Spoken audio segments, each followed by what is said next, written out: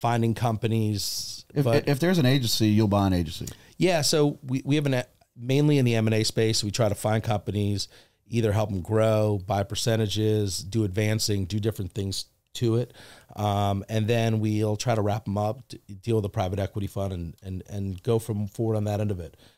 That's pretty much my bread and butter, especially financially. Yeah. And then I like to come here and I like to invest in real estate. Real estate's always been a passion for me.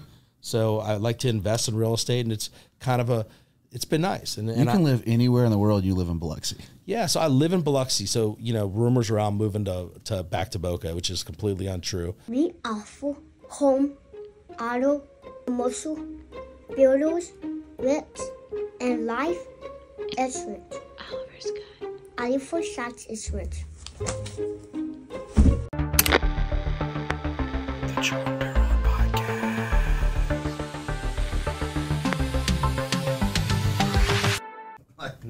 No, but Butler doesn't really like. They have a one thing I'd say about Butler and Josh is they have a great partnership. Yeah, like Butler's not the money guy. Josh is the Are we on? Yeah. Oh shit. But one thing I do love about Butler is how him and Josh work. Yeah, they're both good guys. I like seeing people that work together good, like partners.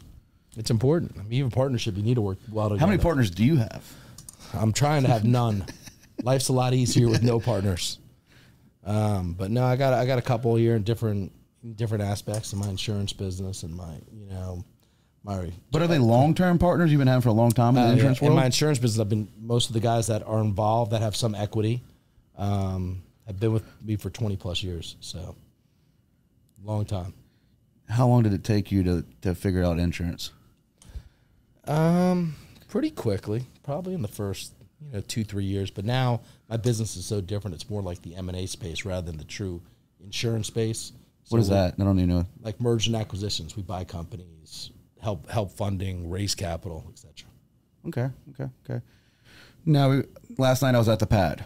Correct. What is that? It's cool. I mean, I'm going to say right now it's probably 2,000 square foot of just turf. It's probably like 5,000 square feet. 5,000 square feet? Okay. Yeah. I'm a little off on that.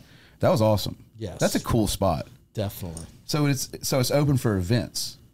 Yeah, so the pad is on Hansborough Point, right on the water on the bayou, across from Flamingo Landing, on the other side of the bridge from Captain Al's, which she's done. Obviously, Stacy's done an amazing job, and it's the penthouse there. So it's a 3,000 square foot penthouse, 3 bedrooms, 3 baths, really really cool. I think finished kind of more like a Miami vibe, and then huge balcony that you could probably have 300 plus people there, for different events or occasions. But it's a short-term rental, so people can go and rent it. People want to do an events or any kind of stuff in that thing. That's really what it's designed for. And is it a place for you to crash?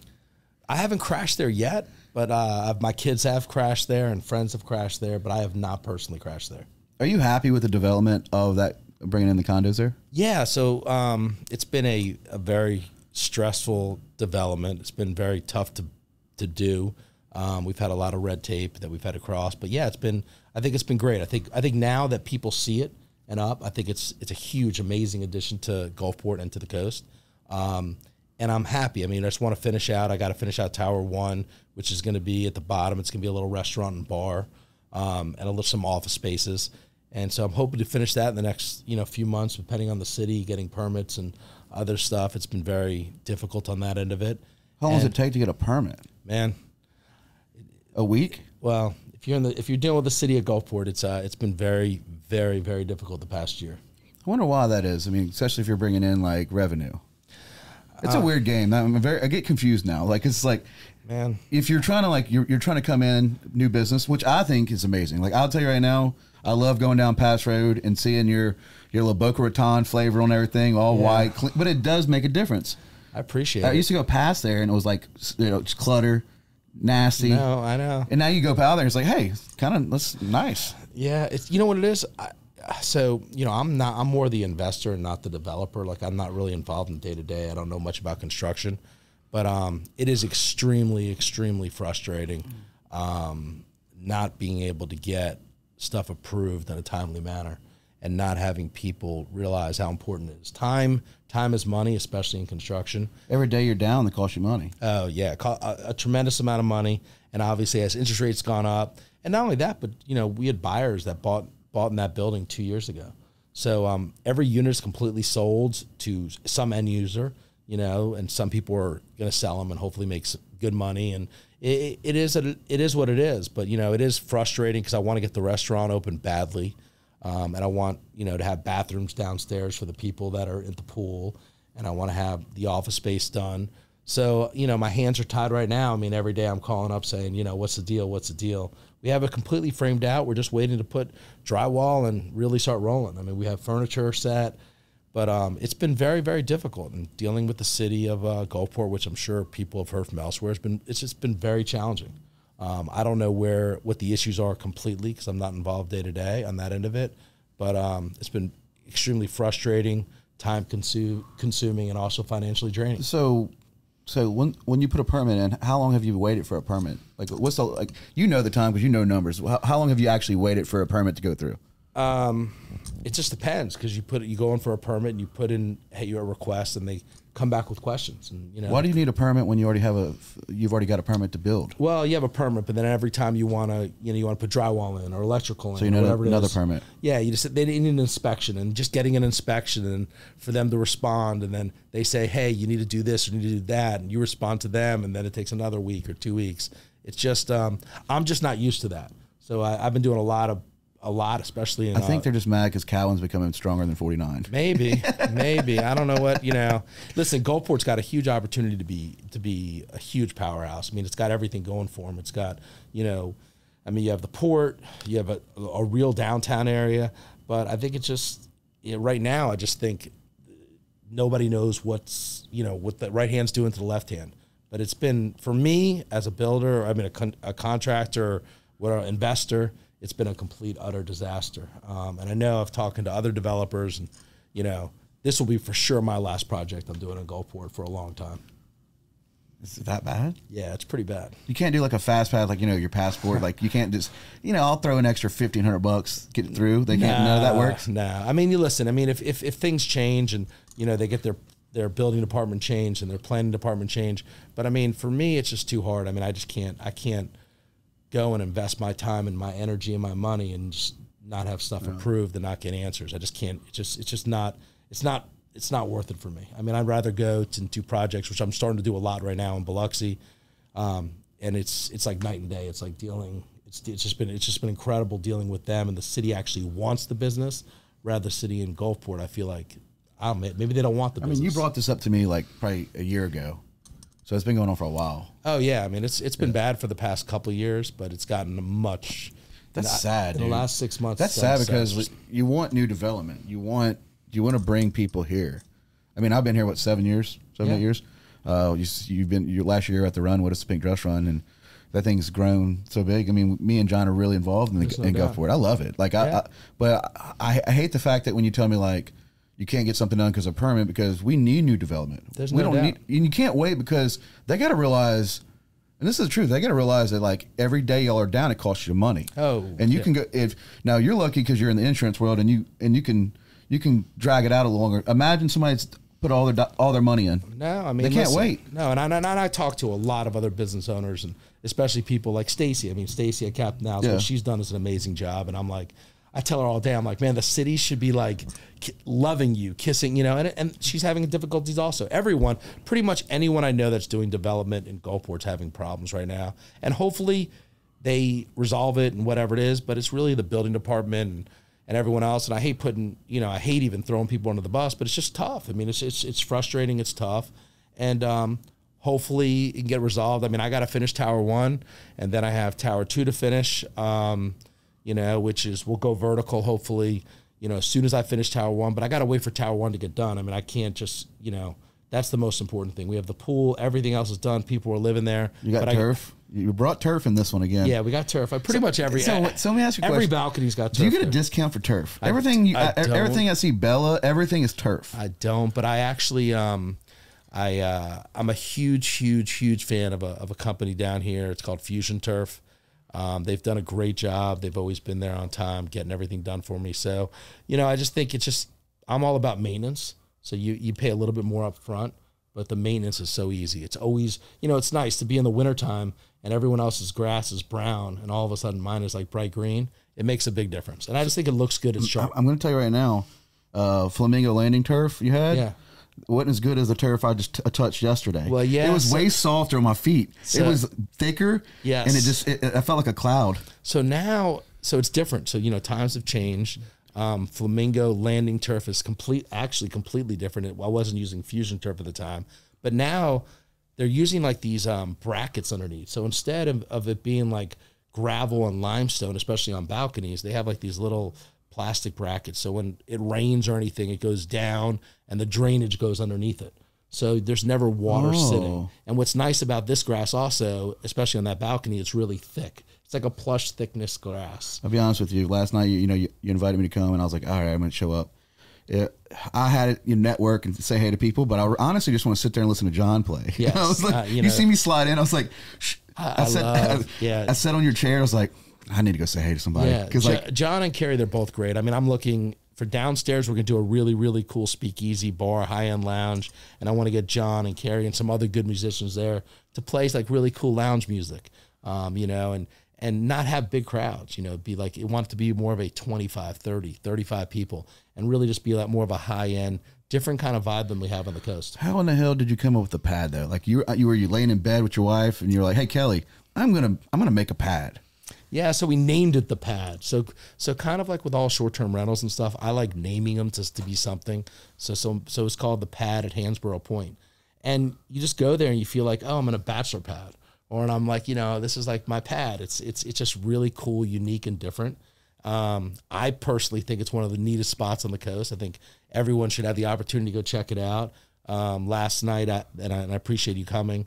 Normally people do like ribbon cuttings. Yeah. I'm tired of ribbon cuttings. It's like, all right, let's cut the ribbon and be done. I'm like, let's throw a little event to at least people give the experience and see what it's like.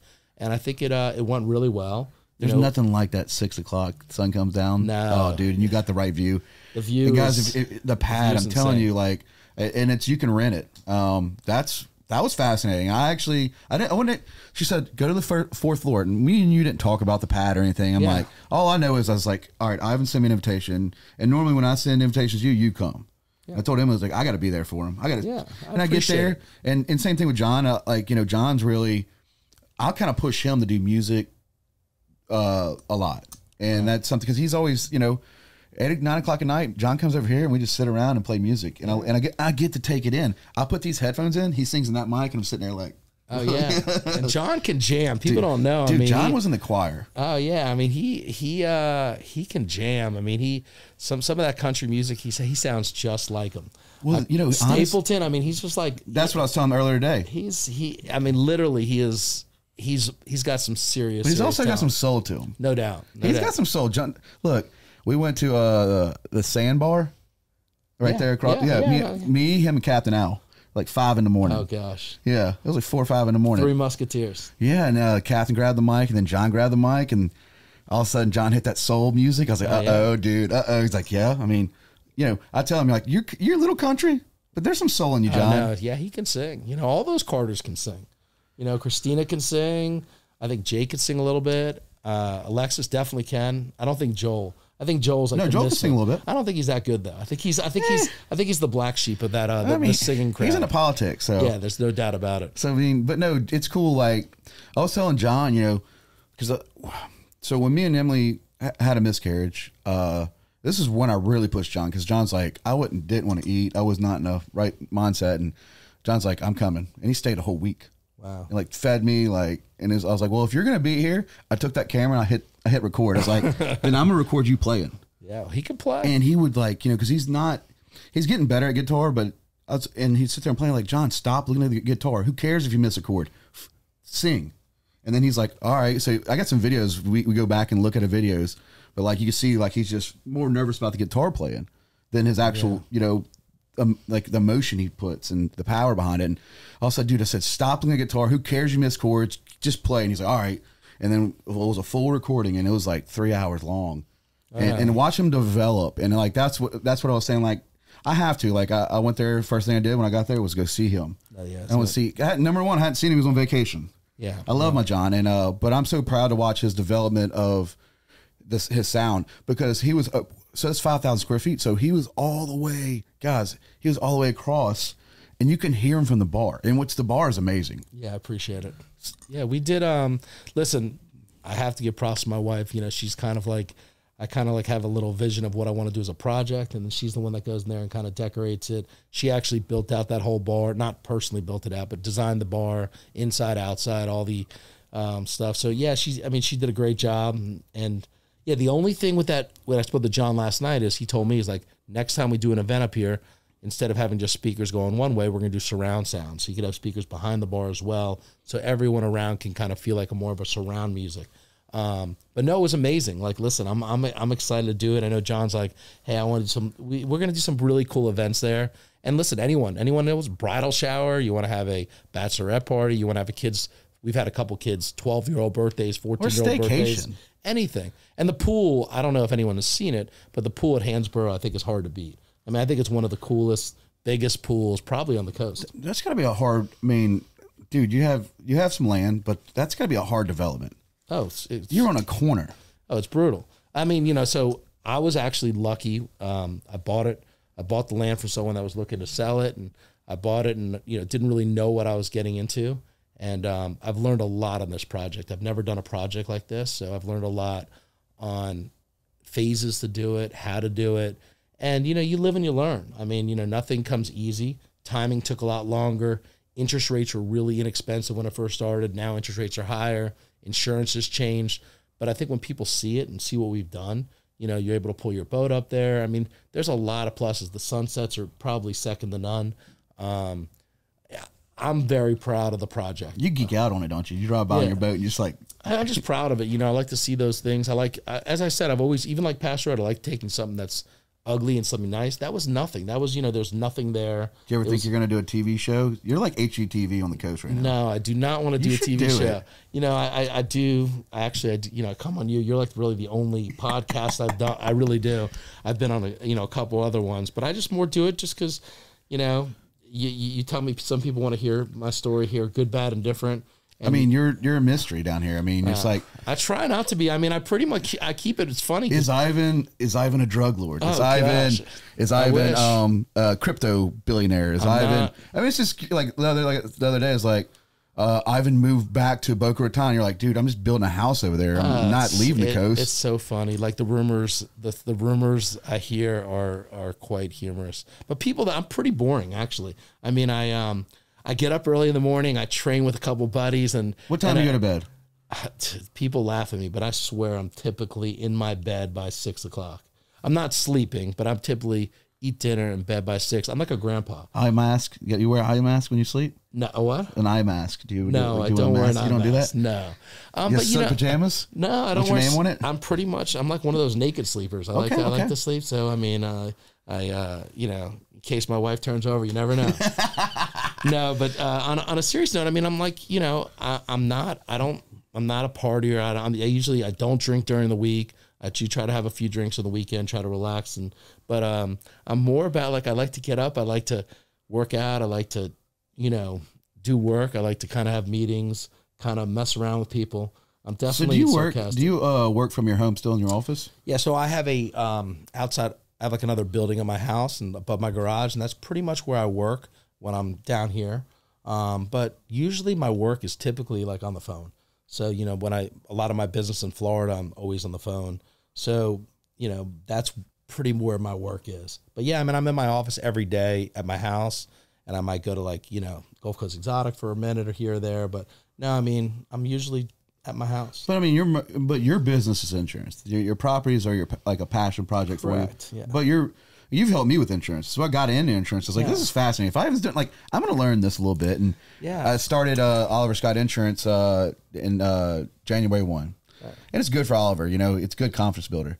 But I'm learning it. But you're like been in it for a long time. Yeah. So, I mean, I've been in it pretty much since 1995. I haven't sold insurance. So in probably, I don't know. I know, but you started in it. 20 years. You know, so I'm still heavily involved more in like the like I said, like more in like investing in it, finding companies. If there's an agency, you'll buy an agency. Yeah, so we have mainly in the M&A space. We try to find companies, either help them grow, buy percentages, do advancing, do different things to it, and then we'll try to wrap them up, deal with a private equity fund, and go from forward on that end of it. That's pretty much my bread and butter, especially financially. Yeah. And then I like to come here and I like to invest in real estate. Real estate's always been a passion for me, so I like to invest in real estate, and it's kind of it's been nice. And you can live anywhere in the world. You live in Biloxi. Yeah, so I live in Biloxi. So, rumors around moving to back to Boca, which is completely untrue. I am building a house there. My oldest son moved there. He's actually in the insurance business, doing great. He's loving it. He's living in Boca. And then my middle son, it's his birthday today. Happy birthday, Austin. Love you. He is in Boca working with my son as well, my other son. So my daughter's a freshman in high school. She's got 3 more years. She'll be a sophomore in high school, 3 more years. But, I like going to both places. You got a plane, though, so how long does it take you to get back to Florida?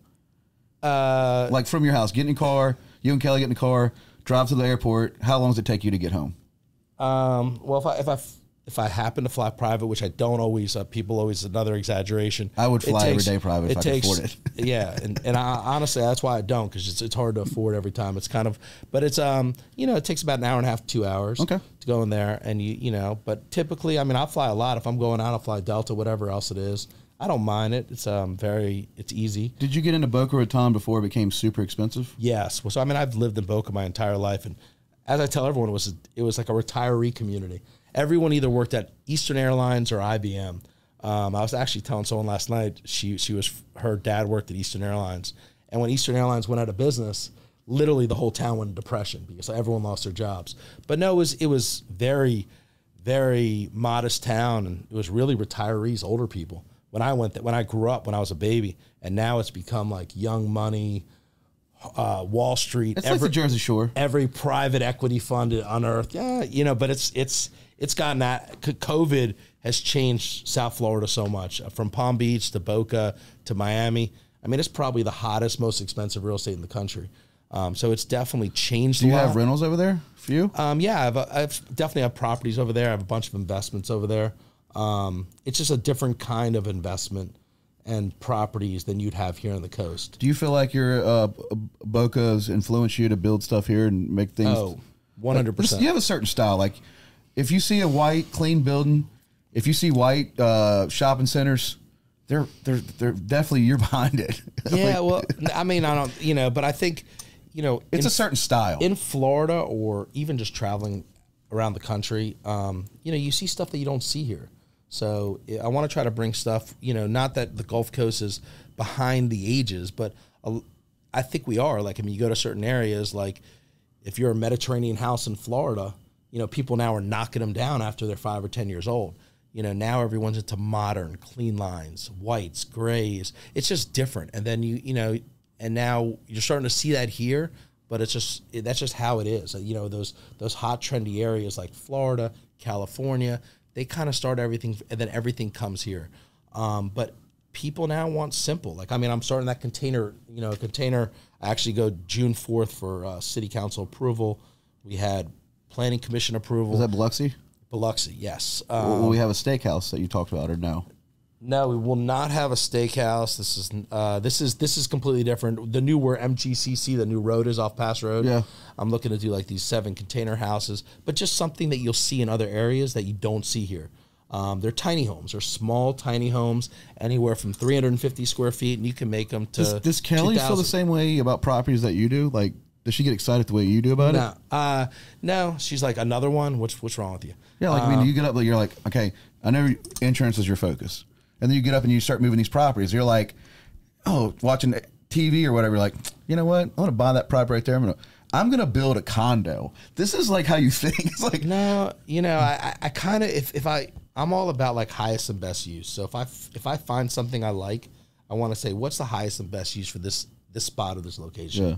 I'm all about location now. So I'm only going to buy in areas that I think will grow or be really, like, I honestly think downtown Biloxi is going to be the hottest spot on the coast in the next 10 years. I think everything that's going down there. I'll tell you right now, it's a big part of it. Shout out to Dave and Kara Reese, Fly Llama. Yeah. You know, they're building a distillery across the street, but they bring that. There's a lot, you know, making groceries, Lauren. There's a lot of people that are so passionate about downtown. There's no doubt. And there's so much going on down there. People don't realize, like, the Sanger's supposedly should be open in the next 6 months to a year. The Barks building, I just went in and did a tour. I mean, those apartments are absolutely beautiful. I'm about to go to the city in the next 30 days to present my project I want to do on Howard Ave. Are we doing upstairs, downstairs again or no? It's going to be on that property, but we're not doing an upstairs, downstairs. I think when people see the project I'm going to do, they're going to be really excited. I think it's going to be really cool and just something different. I want to try to bring a few boutiques. But how's your mind work? Like, let's go back to the condos. What in the hell made you want to build a condo? I'm ill. I'm mentally. I know. Ill. Just like no. Were you just like? I mean, were you sitting on the toilet? Were you like on your phone going? You know what? I'm building condos. I'm not gonna live in them, but I'm just gonna build condos because you're taking on a lot. Yeah, you know. I'm telling y'all, I think I'm mentally ill. No, but my contractor, Garland, we kind of sat down and said, hey, what's the highest and best use? He came up with these ideas. He's now living in 30A, so he's not here as much. But he kind of came up with this concept, looked at it. We kind of went back and forth, looked at different avenues. Originally, they were going to be bigger. We had to make it smaller because we had to make it price conscious to the people that are living here. We didn't think people would afford $800 to $2 million places. So we scaled them down to be 1 bedrooms, 2 bedrooms, and we made them price affordable, you know, anywhere from $275,000 to say $400,000.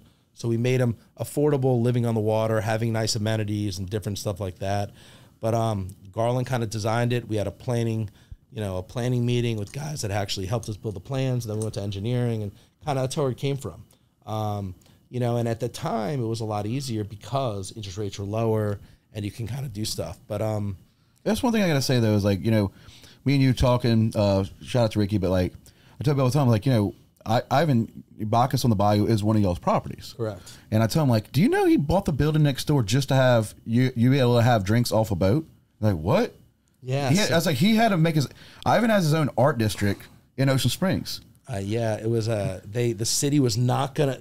It was a crazy situation. The city was like, they were gonna deny me to have the entertainment zone or whatever it's called to actually have drinks to be served on a boat to go or on a golf cart to go. Next to it. So I knocked on the lady's door next door and bought it. And then, you know what? It ended up being a huge win for me, the lady who bought it, and obviously now Eat, Drink, Love and 701's. Oh, 701's. Yeah, they're all amazing. Yeah. Lauren's an amazing tenant, and you know, and it's been great. And that's another thing. I bought that land. I bought that building from Mickey McElroy, who I think is one of the greatest guys ever. I still talk to him. They had a good breakfast. Yeah, I know. He and he doesn't even do breakfast in Biloxi. He's just a tough business. But he's a great guy, and we met and we did a deal like in 5 minutes. But do you ever like kind of geek out? Do you ever like go to these places and just sit there and get like a kid in a candy store, like, wow, because you've seen like the development of it. You've seen like the old style of it. Like if you look at, you know, Bacchus on the Bayou is gorgeous. Yeah, that is a beautiful. How massive is that pier? Yeah, it's big. You know, I used to like love going to all those restaurants and stuff like that. But a lot of people, like, you know, Flamingo or Bacchus or, you know, any of those, Eat, Drink, Love, any of those places that are on the water that I'm just the owner and the landlord of it. But, you know, so many people think every time I go there, I own it. I'm like, I don't own it. I'm just the landlord. So, you know, sometimes it gets a little... Well, you don't flex, but I mean, it's still a property that you developed. Yeah, and I'm proud of all of them, I'll be honest with you. I mean every one of them I'm proud of. Eventually, Bella's going to be the landlord. Yeah. I mean, oh, yeah. The whole list of it. I mean, you have... No, I like seeing like how... I think the biggest building, I think it was you and the old chiropractor, that one building. Yeah. How y'all took that building? Yeah. That was the sketchiest building on Pass Road. Yeah, that was like an antique store or mattress store. A hoarder store. Yeah, it was horrible. It was. I was at the windows were all to the top. Yeah, it was. All, you know, to be honest with you, Jernigan's office, where he's in now, and he's my partner in it, and the building next door now, the Executive Office Plaza, that was Pinkston's Music. I mean, it was in as bad a shape as you could possibly have. But we were able to buy it really inexpensive. We bought it for nothing. And we were able to develop it and kind of transform it into what it is today. I think one of my favorite buildings is Century 21. It's a great building. Yeah. Now, I didn't know you have to like have an appointment. I was just gonna mess with your brother-in-law, Chris. Yeah. I was like, because I was at John's, and I was like going over there and just I haven't even been inside of it yet. Well, please, and that's one thing. So we have that more for like insurance reasons. If anyone has the ability or chance to go to Gulf Coast Exotic, it's an amazing, amazing place, especially for children. We want people to go in there. We want people to see it. Ivan has his car collection in there. He has a very strange taste in cars. You still got that Mercedes? Yeah, and we have a Formula One car in there. I mean, people really yeah, it's Were you at Bear Jackson just bought one? No, we actually had it built. There was a company that they're starting to do these. They're making 5 or 7 of them every year of this brand new identical build of Red Bulls, different ones. And we had one built to kind of match ours. Well, we bought it. We spent a lot of money, but it's a great long-term investment. We kind of did it, and people kind of freak out when they see it. We're actually having an event next month that we're going to show everybody the whole plaza out. So we'll send out invites. But please, if anyone wants to bring their kids to Gulf Coast Exotic, my brother-in-law Chris and Jonathan are out there. We have 4 employees that are actually there. Go there, enjoy it. We have a little Ferrari car that the little kids could drive in. That it's like a little old coin car. But it's just a great experience. Have you ever? So I know Cam went with y'all a couple times to Barrett Jackson. Yeah. And actually, I was at Tailgaters today and seen Joey Spears. Yeah. Okay. So, have you ever bought a car under the influence at an auction? Pretty much. Have you ever just been like, when we go to Barrett Jackson, we pretty much buy every car under influence. We're like, oh my God, it was the greatest deal. We get home, we're like, why did we do this? Buyer's remorse is bad when we're there. Have you bought where you lost, and have you bought and won? Like, oh yeah, 100%. I would say at Barrett Jackson, I've probably lost a lot more than I've won, but it's been fun. I mean, listen, one time I was really, this is a funny story. I was really, we were there all day, kind of drinking a lot. Me and my buddy John Landry. A wood car comes up. I don't even know what I was thinking. It was made of like a tree, and it was a charity thing. And I'm like, all right, whatever it was. It's going like 50, and I'm like, John, let's just do it. So we're like 100,000, and we're like, no one was bidding. We're like, please. Someone went to like 125,000, and then they were like, thank God. And we're like, what are we doing? Thank God. What car does it drive? And then all of a sudden, the guy's like, all right, he did it. He's gonna redonate it back. They redonate it back, and they look at me, and I'm like, I gotta go to the restroom. And I like ran to the restroom. It sold like 4 times. No one, but yeah, it's just like, you're under the influence. You're having a lot of fun. You're with all your buddies. We typically have anywhere between 7 to 10 people going there. So it's just fun. But yeah, you do some stupid stuff. But it's about camaraderie and enjoyment and is it an investment for you though? Some of these cars. Oh yeah. So I mean, listen, we're all trying to buy cars as an investment to make money. But do we always buy? Do you always make money? No.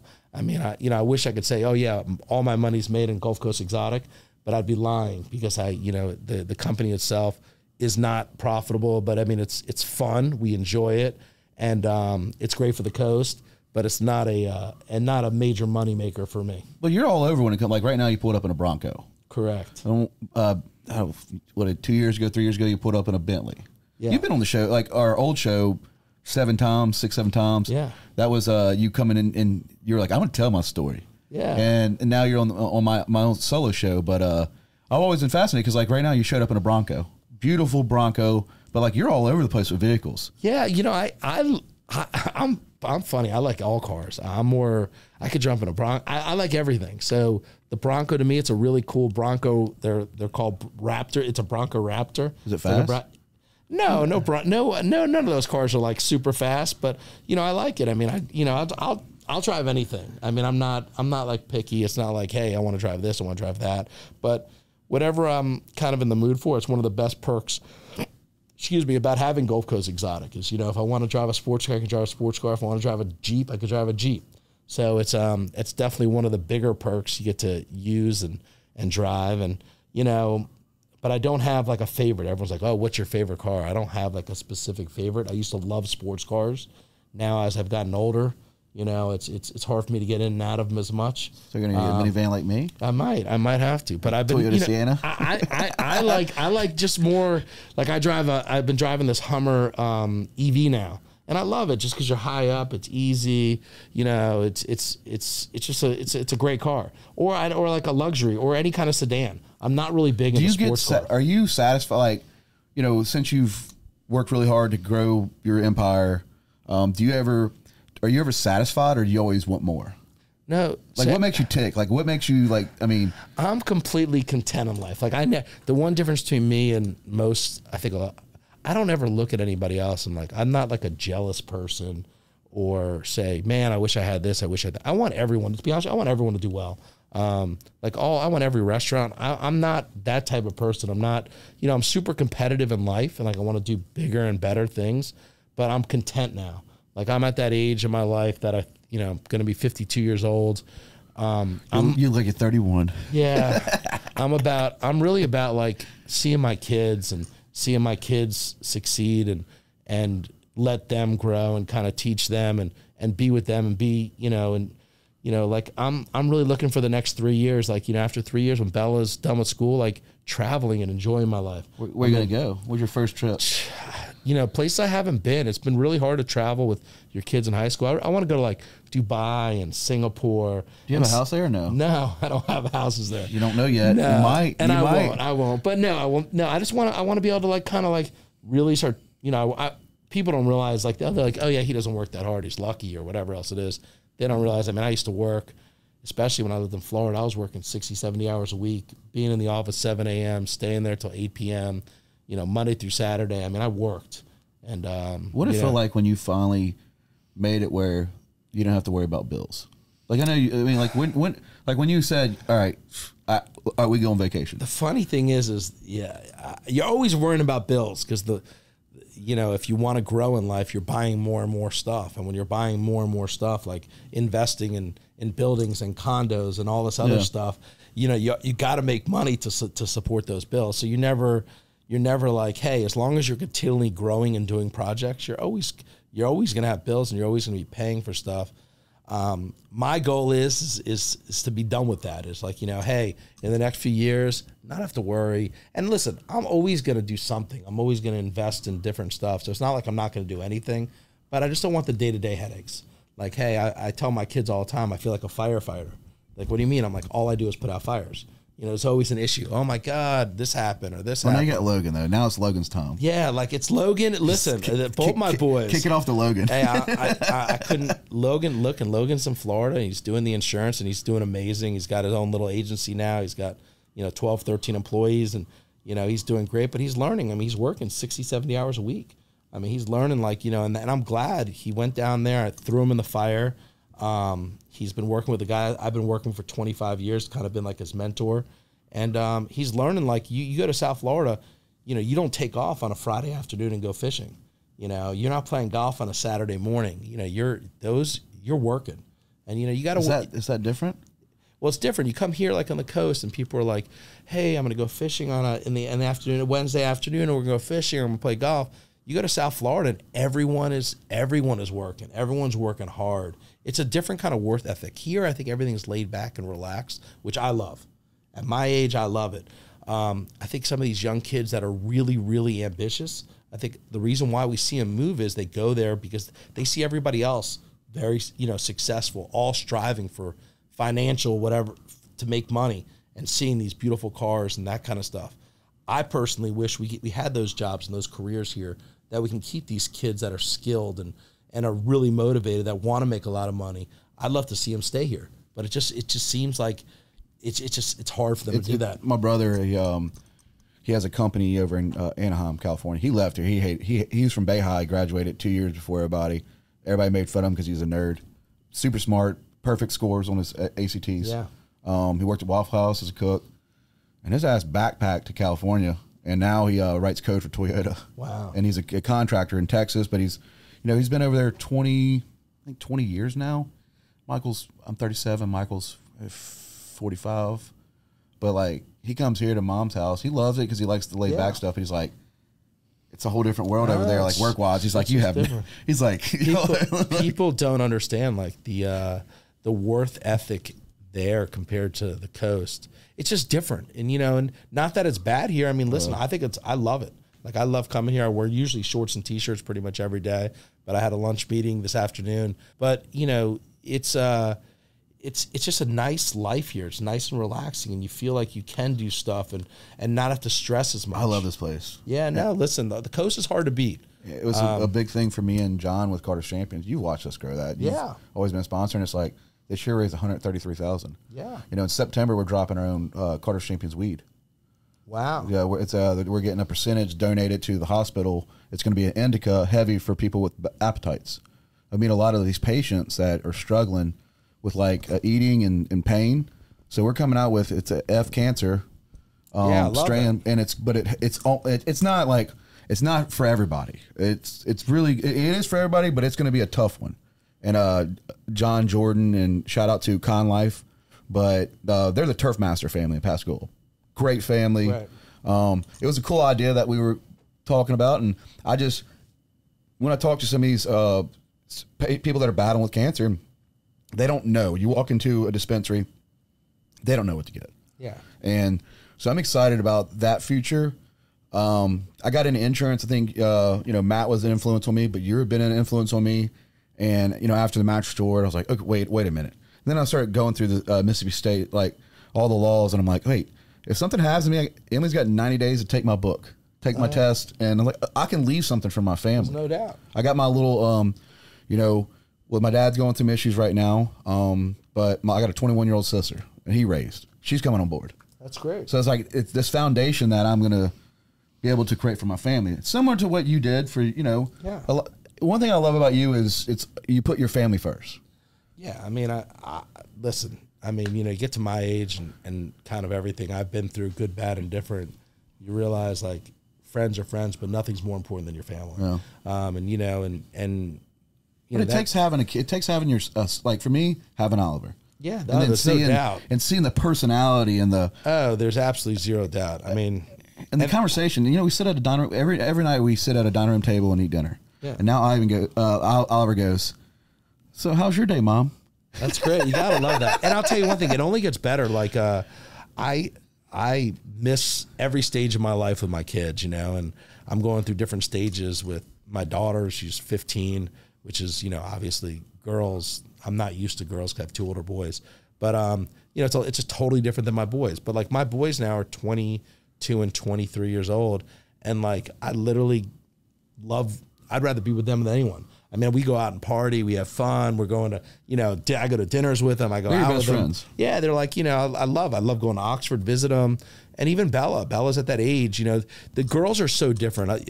And me and my wife argue all the time. Like, she's like, you can't, I'm like, dude, they are different. I'm like, with my boys, you're like, hey, go have fun. Girls, whatever it is. With a girl, you're like, man, stay away from my daughter. So what's the dating age for her? 21? Where you set it at? Where are you setting it at? I mean, these girls, they're all, I don't, date whatever it is, but I'm just like, just be smart. It's just hard for me. Like I know I was never a wonderful boy, I could say the least. Well, my sister, my sister's like 6 foot, and she fights. Oh, well, so good. My older sister's 10 years older than me. I wouldn't want to get in a fight with her. I watched her knock people out. So I grew up with having a sister. It was like, you mess my little brother? Like, yeah, very. But I hear that from my buddy DJ. He's got a little girl, Casey, and he's like, he got him wrapped. Yeah, I mean, listen, it's hard. Like my wife yells at me all the time. Bella's like, she gets in trouble, or she's like, she'll come in and be like, Dad, I just can't say no. With my boys, I can be like, boys, get the hell out. Give me the credit card. Get out of here, boys. Whatever it is.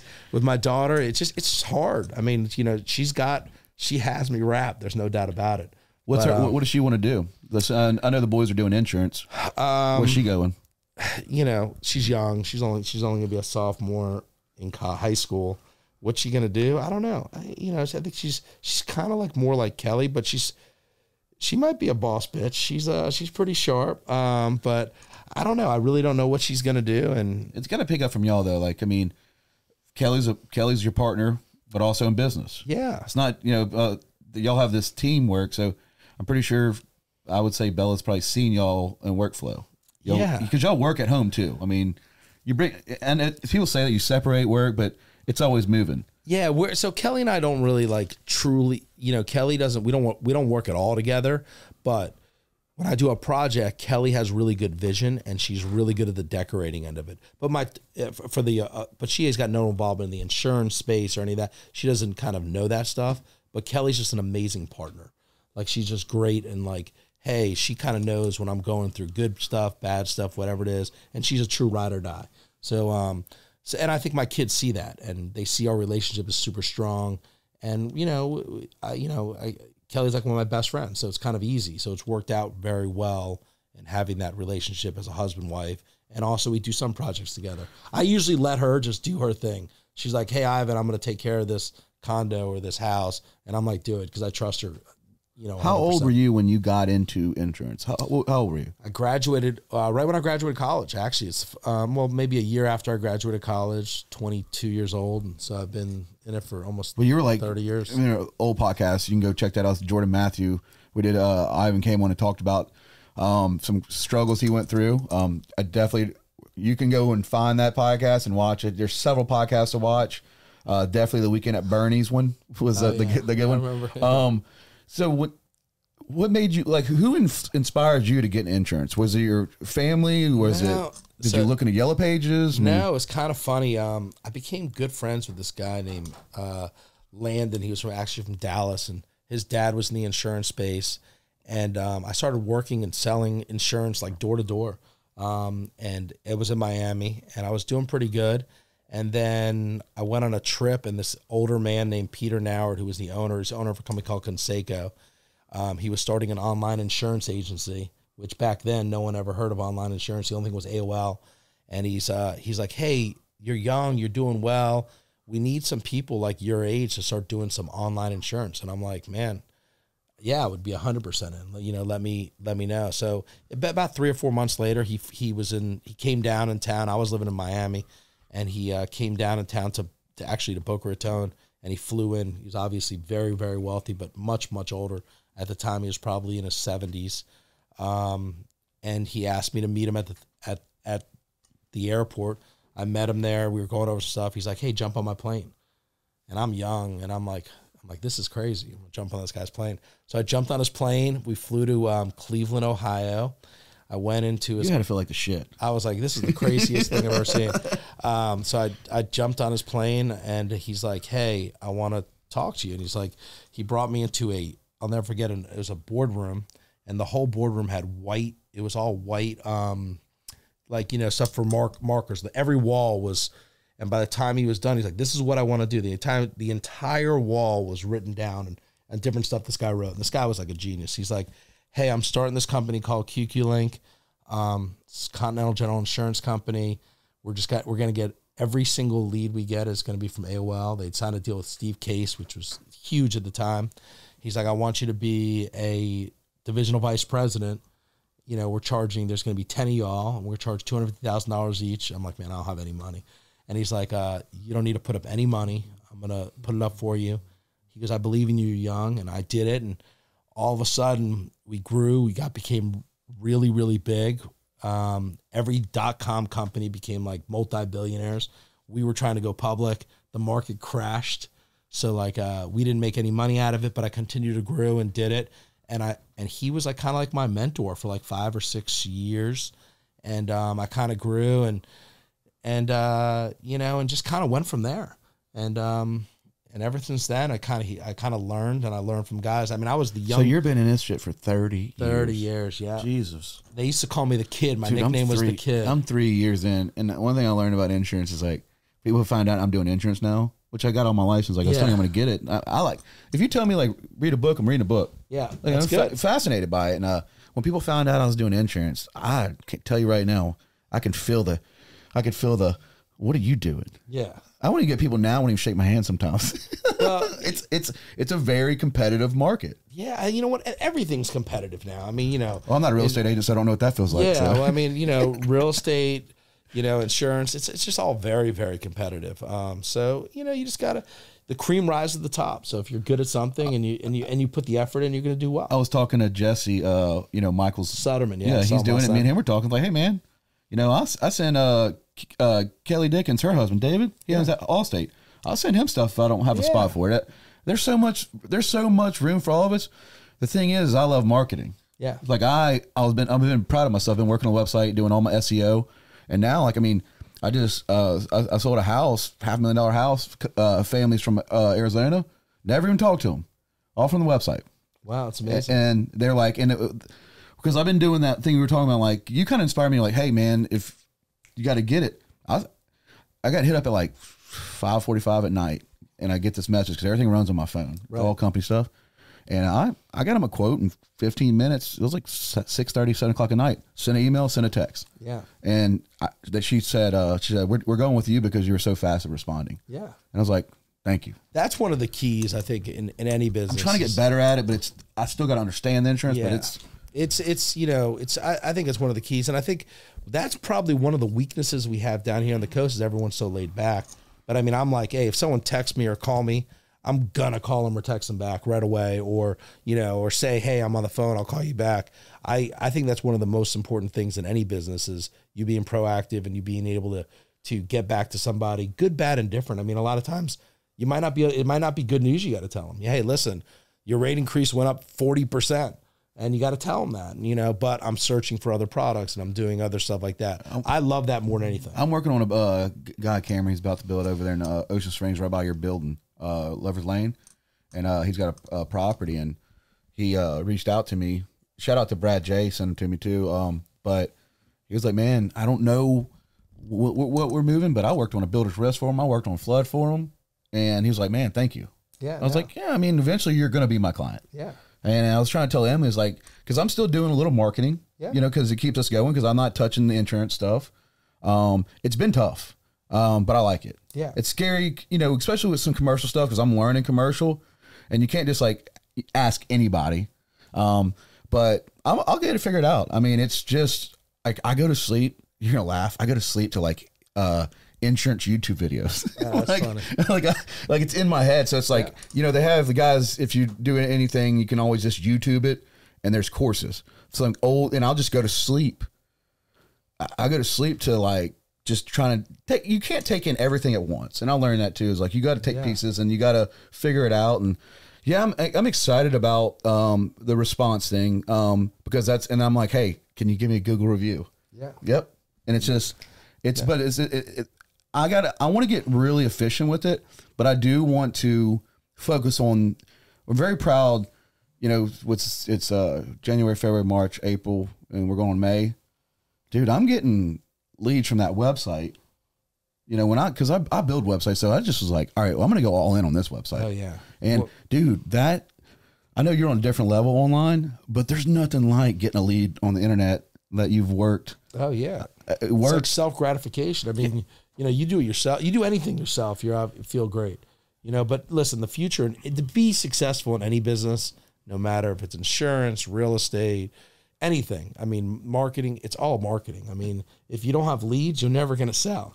If you don't get referrals, if you're not out there marketing yourself, I mean, marketing is business 101. When did you figure that out? Like, when did you figure, you have a certain type of marketing you do, but like, when did you figure out how you figured out branding yourself? Because you do brand yourself. Yeah, there's no doubt. I mean, what people don't understand is like, I don't do a lot of my social media anymore that people might think I do, but I share it. I mean, one of the best things about anyone, and if you're a realtor, if you're a mortgage broker, if you're an insurance agent, you have social media like Instagram, Facebook.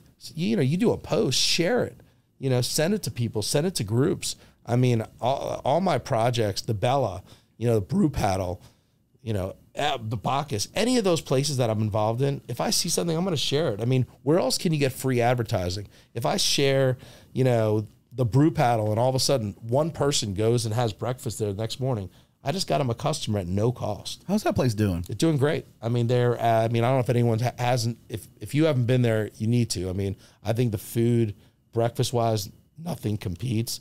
Rachel and Scott, who own it, are about as good as you can get. Scott, I think, is one of the best chefs out there. And guys, if you're curious too, I'm when I put this podcast out, I'm going to put the links in there for these places. So you definitely want to check. I mean, he's got on social media. Check him out. Yeah. I went to. Sorry, I didn't mean to cut you off, but I went to that open house there too, and blown away. Yeah, it had this W feel to it. Remember W in New Orleans? Yeah, it's it's kind of like a boutique. I mean, those are the kind of things, like if I'm going to do a project today, I want to do different. I mean, I don't want it to be the same. Not that I don't love like Southern tradition, but I don't want it to be the same that everyone else has. Like Ted and Roxy Condry in Ocean Springs, all their projects are so cool and neat and unique. Like Gulf Hills, I don't know if anyone's been to Gulf Hills, but just seeing what they've done and a lot of their projects, the Beatnik, I mean, are just Capone's. just they've done such a good job, and that's kind of what, in my mind, I want to. If I'm going to do something, I want it to be special. I want it to be different. I want it to be unique. So, I mean, I think the project I'm going to do in downtown Biloxi, which hopefully will probably be out in the next month or two, like people talking about it. Oh, it's going to be unique. Can you talk about it now or no? You can hold off. Yeah, I mean, it's going to be just a cool little. It's going to be some lofts. It's going to be some. I want to do boutiques. I want to kind of bring what like Ocean Springs has into downtown Biloxi. Shit, you want to do a podcast? So I go remote there. Yeah, I mean, it's an empty lot right now, so maybe not now. We'll get some. But we'll get some lawn chairs out there. Yeah, but once I get like the drawings are in place right now. We're going to present it to the city probably in the next few weeks. But I want to do like, boutiques, like downtown Biloxi. The biggest need is housing. So you start having people, short-term renters there, living there, walking, taking golf carts around, other stuff. And then I think the next big thing is boutiques, kind of like Ocean Springs, having a children's store, a women's high-end women's store, an athletic store, a men's store. Once you start doing that, I honestly, I believe downtown Biloxi is going to be the next Bay St. Louis, Ocean Springs in a much bigger scale. So I got to tell you what my next move is. I'm still going to do this podcast. Still doing the podcast, but you're going to love this shit.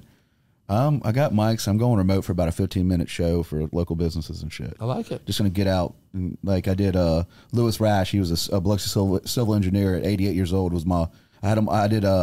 I did a bar talk at Fly Llama. I love that. Well, he was older and he can't make it up my stairs. Yeah. Let's be honest. Yeah. And I love him to death. So, I mean, that's actually Mr. Lewis. That's a rice logger. His son-in-law owns, was it Two Brooks Farm in the Delta? So this is Mississippi rice. So it's, check it out.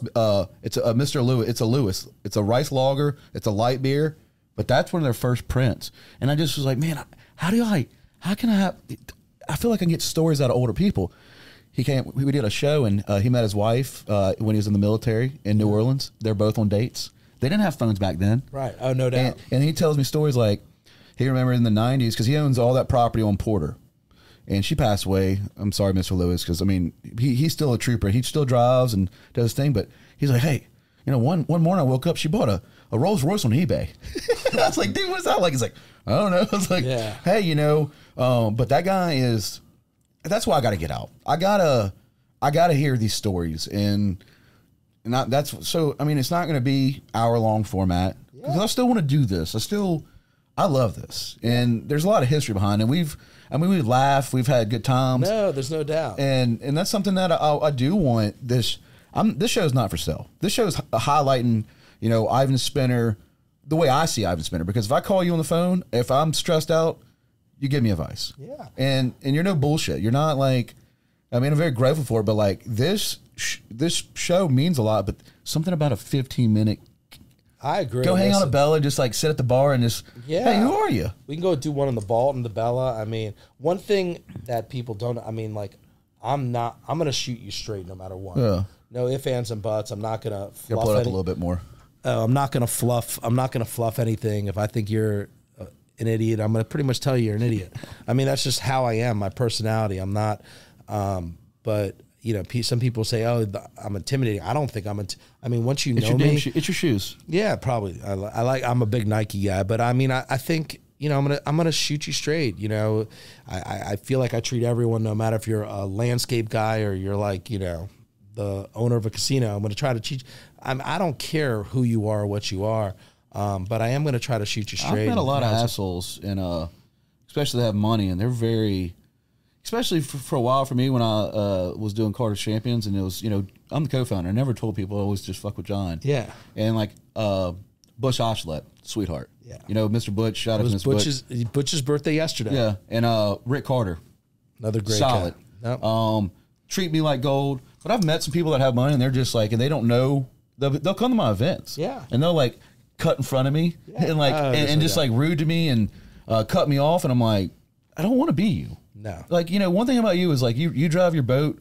You drive your boat with people on it. And I always say this, I never want to be the guy with the expensive boat riding by myself. Yeah. Actually, you know what? I've been driving my boat a lot by myself. Really? To clear my head. That big boat? Yeah, you know what it is? My big thing now is I like to just get on my boat or just my wife and just like, it's like being on the water, like clears your You don't mind. have a smaller boat? I do have a smaller boat. Okay. Even smaller boat, sometimes I'll be like, you know what? I'm gonna take my boat for a ride just to feel like free. You know, sometimes it's nice. It's nice to be with people, and it's nice to be. I mean, listen, I've been on my boat with 40 people. It's great, but it's also very, very I wasn't nice. saying 40. I was saying about 10. No, but I'm saying it's very, very nice. Just mentally, just going out there and just clearing your head. And I always wondered, I'm like, man, these guys are fishing. They're out there all by themselves. So weird. But now, like, I go out there, I'm like, man, now I understand why. I mean, your head is clear. You listen to music. You might have. What are you listening to? You know, I know me and you share Rufus as one of ours. Well, what's really funny, I just got back from Vegas. Me and my wife went to Vegas this weekend, and I'm not a Deadhead at all. I've never listened to Dead music, but Kelly and I went to the Dead concert at the Sphere. It was insane. Just like the effects are crazy, insane. Would you do it again? Oh, 100%. I would definitely do it again. I'd like to go see any concert in the Sphere. I mean, it's hard. It's hard to So explain. is it all the way to? I mean, it's full. Like you turn your back and there's. It's just crazy. It's just so hard to explain unless you're there. But I mean, it literally took us from like a town all the way to like moon, and just gives you like these effects and all these effects. Things are moving. It's just. I mean, they spent I think like $2.5 billion building this thing. It's the same amount of money as the stadium. It's got to be making money though, because I'm pretty sure they run advertising on that thing like crazy. Man, I don't know how you can make money on that kind of expense, but it's amazing. Either way, it was incredible. But my big music I listen to is more like new country.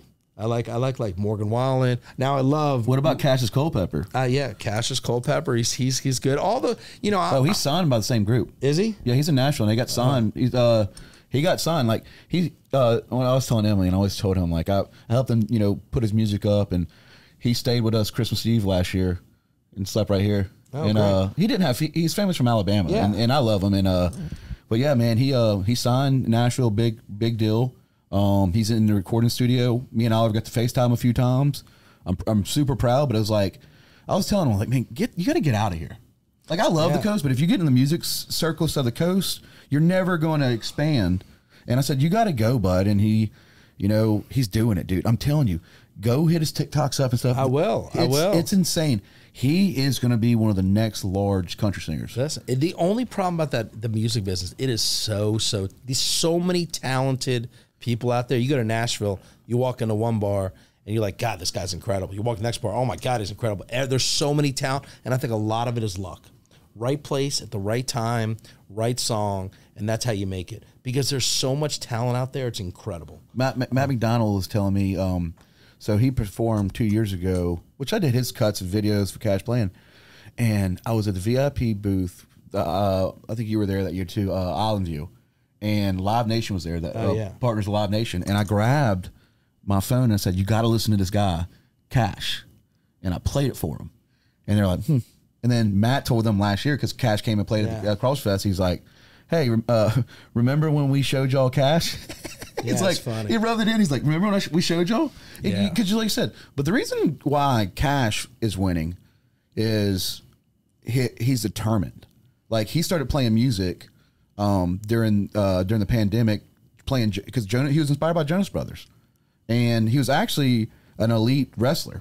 Wow! And he just never gave up. Like that string broken on that guitar still, that's because Cash broke that. Cash also, he's so rough with stuff. He also broke one of my keys on my piano. Cash, I know that was you. but it was cool because he gets up now, and we were sitting there on FaceTiming him, and he's in this big studio, gorgeous studio, and he's like, "Man, what's up?" Like I said, are you good?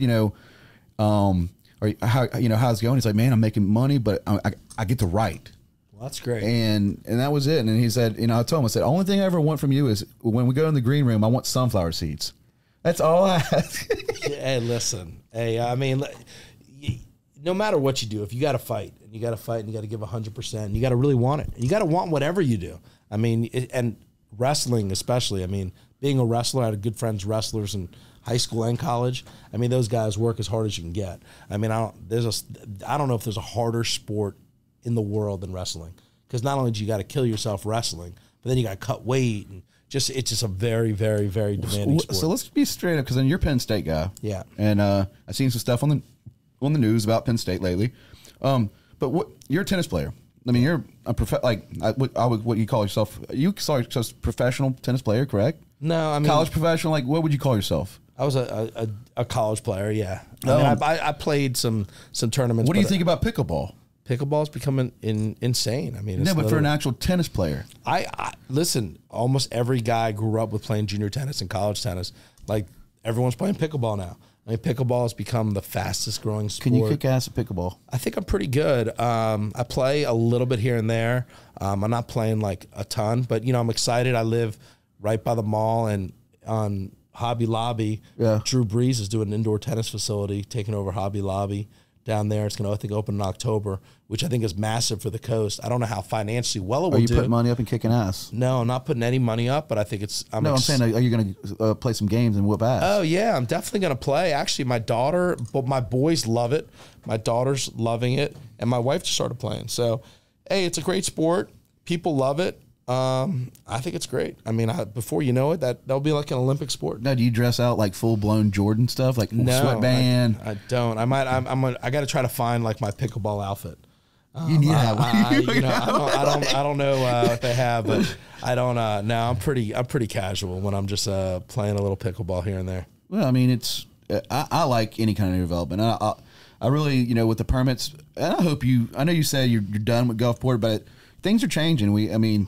Things are going to change at Gulfport. There's a lot of change coming. Listen, when I say I'm done, that just means like, hey, I'm just angry and more done. I don't want to be done anywhere. I mean, I want to continue to do stuff. I just want to. I just want it to be like almost, hey, fair. Like, hey, you have this. You've kind of seen what I've done in the past.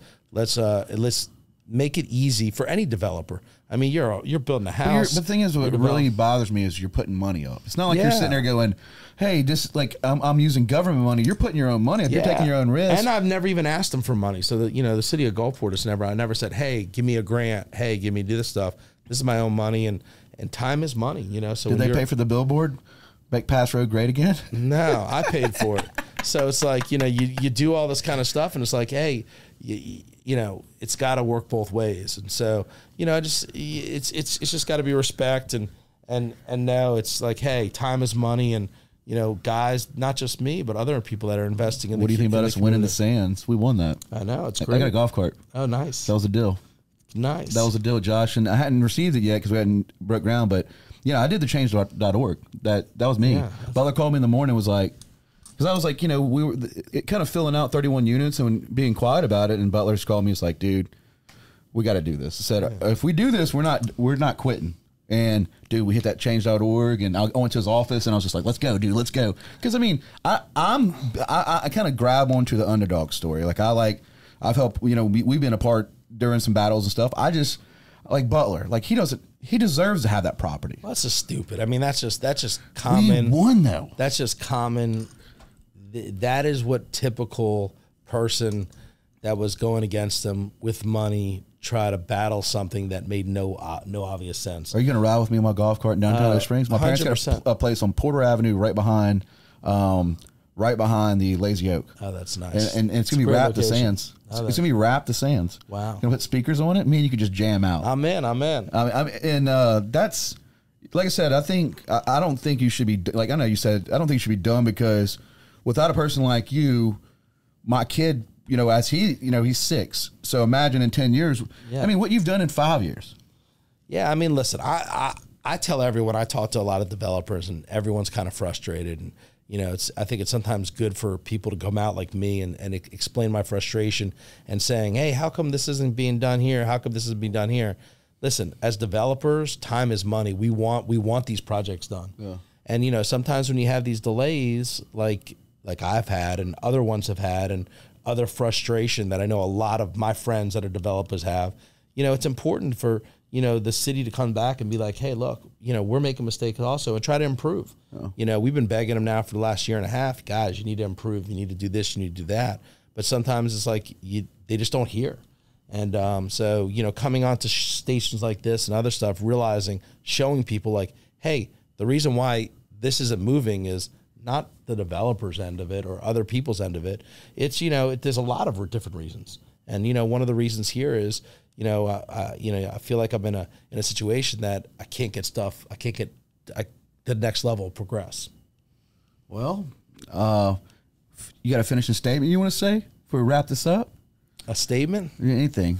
No, I mean, I appreciate. I love you, Kelly. I know. Listen, I appreciate everyone's support. I mean, you know I can't please everyone. I know some people aren't happy with some of my projects, and some people are happy with others. But I'm trying to make the coast as the best I can. I'm trying to do projects that I think I'll be proud of. And, you know, I hope to do a few more that I think people will really like and enjoy. And, you know, I'm trying to benefit the coast. And, you know, it was Butch Oslet's birthday yesterday. I went to go see his birthday. And I want to try to be like a figure like Butch. And Butch has given a lot back to the coast and really showed what giving back is about. So, you know, to be a legacy kind of like Butch, and kind of my goal is to kind of follow in someone like his footsteps, and, you know, and show people not only can you make money, but you can also give back. I think is really important. I need to go to his house and get him on a podcast. I need to bring that. We need to get that set up. Yeah, but he'd be amazing. All right, guys. We're on iTunes, Spotify, everywhere on your radio. Thank y'all for listening, and feel free if you have any comments, questions, reach out, and Ivan will answer them. So, guys, thank you so much, and we love you. Hit me up. Peace. We offer home, auto, commercial, builders, reps, and life insurance. Oliver's Guide. Oliver Shots is rich. The